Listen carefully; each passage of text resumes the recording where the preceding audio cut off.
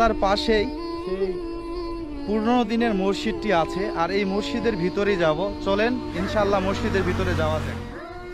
আসসালামু আলাইকুম all friends, কি অবস্থা সবার, কেমন আছেন? আশা করি আল্লাহর রহমতে ভালোই আছেন। আজকে এই শুক্রবার দিনে সবাইকে জুম্মা মুবারক। এই যে বিলের ঘাট আলোচিত একটা জায়গা, তো এই জায়গাতে যাওয়ার পথে মানে প্রায় এই মসজিদটা আমরা দেখি।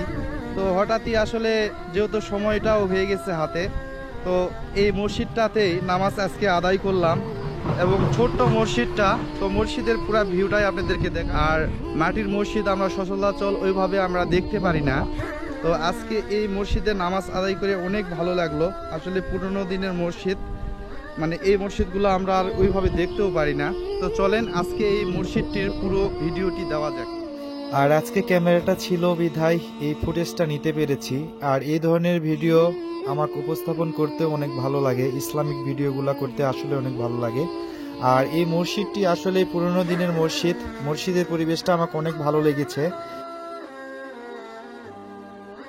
একটা অন্যরকম অনুভূতি পাইছি আমি।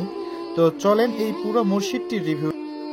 পুরনো দিনের মসজিদগুলো দেখা আসলেই ভাগ্যের ব্যাপার। আর আমি যখন এই রাস্তাতে যাতায়াত করতাম, বারবার একটা কথাই মনে হতে থাকতো যে একদিন না একদিন ইনশাআল্লাহ এই মসজিদে নামাজ আদায় করব।